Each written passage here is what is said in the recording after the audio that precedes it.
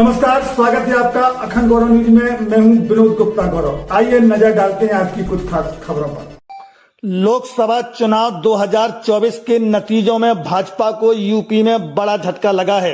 जिस यूपी में भाजपा ने सभी 80 सीटें जीतने का लक्ष्य रखा था, 47 सांसदों को चुनाव मैदान में उतारा था, जिसमें 11 केंद्रीय मंत्री शामिल थे। 2 योगी सरकार के मंत्री भी चुनाव मैदान में थे, जिसमें से 7 केंद्रीय मंत्री, 19 सांसद चुनाव हार गए और भाजपा को 80 में से 33 सीटें हासिल हो सकीं। वहीं समाजवादी पार्टी ने 37 सीटों पर कब्जा कर लिया है। कांग्रेस पार्टी को 6, आरएलडी को 2, आजाद समाज पार्टी को 1, अपना दल को 1 सीट मिली है। 2019 के चुनाव में बीजेपी को 63 सीटें मिली थीं। 2024 में भाजपा को यूपी से बड़ा नुकसान हुआ है। राम मंदिर निर्माण के बाद यह पहला चुनाव था। 22 जनवरी 2024 को रामलला की प्राण प्रतिष्ठा हुई। यूपी सहित पूरे देश में खुशी थी कि 500 वर्ष बाद अयोध्या में रामलला गर्भगृह में विराजमान हुए हैं और भाजपा ने राम मंदिर को चुनावी मुद्दा बनाया था और यूपी में सभी 80 सीटें जीतने का दावा कर रही थी। इसी अयोध्या में भाजपा ने 400 पार का नारा दिया था। भाजपा ने राम मंदिर के मुद्दे पर देश भर में माहौल बनाया था और उन्हें उम्मीद थी कि इसका फायदा उन्हें लोकसभा चुनाव में मिलेगा। लेकिन भाजपा की ये रणनीति न सिर्फ यूपी में धराशायी हो गई, बल्कि अयोध्या में भी उसे बिल्कुल विपरीत नतीजे मिले। जनता के बीच भी ये चर्चा जोरों पर है कि अयोध्या में भाजपा ने रामलला की प्राण प्रतिष्ठा कार्यक्रम का इतना बड़ा आयोजन किया और इस इवेंट को दुनिया भर में हाईलाइट किया और पूरे देश में दीपावली की तरह उत्सव मनाया गया। प्रधानमंत्री नरेंद्र मोदी अयोध्या स्वयं गए और योगी आदित्यनाथ ने भी कई दौरे किए। देश भर की हस्तियों को अयोध्या बुलाया गया, फिर भी बीजेपी यहां से जीत हासिल नहीं कर सकी। आखिर भाजपा अयोध्या यानी फैजाबाद लोकसभा सीट क्यों हार गई, हम आपको इसकी खास वजह बताते हैं।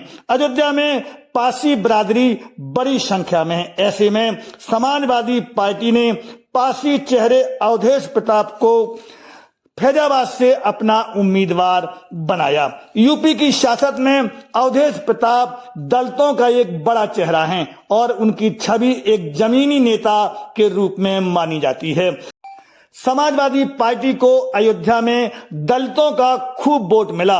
अवधेश प्रसाद एक लोकप्रिय नेता हैं। उनकी अयोध्या की जनता में अच्छी खासी पकड़ है। उनकी लोकप्रियता का अंदाजा इस बात से लगाया जा सकता है कि वह 9 बार के विधायक हैं और मंत्री भी रहे हैं। वह समाजवादी पार्टी के संस्थापक सदस्यों में से एक हैं। भाजपा उम्मीदवार लल्लू सिंह का संविधान को लेकर दिया गया उनका बयान भारी पड़ गया। लल्लू सिंह वही नेता हैं जिन्होंने कहा था कि मोदी सरकार को 400 सीट इसलिए चाहिए क्योंकि संविधान बदलना है। उनके इस बयान का खामियाजा भाजपा को भुगतना पड़ा। लल्लू सिंह अयोध्या से 2 बार से सांसद हैं। बीजेपी ने उन्हें तीसरी बार उम्मीदवार बनाया, जबकि जनता के बीच लल्लू सिंह को लेकर काफी नाराजगी थी क्योंकि अयोध्या के आसपास के इलाकों में विकास के कार्य नहीं हुए। राम मंदिर पर फोकस होने की वजह से जनता के मुद्दे पीछे छूटते गए, जिसका असर यह हुआ कि लल्लू सिंह को कम वोट मिले। हार का एक बड़ा कारण यह भी है कि अयोध्या में 14 किलोमीटर लंबा राम पथ बनाया गया।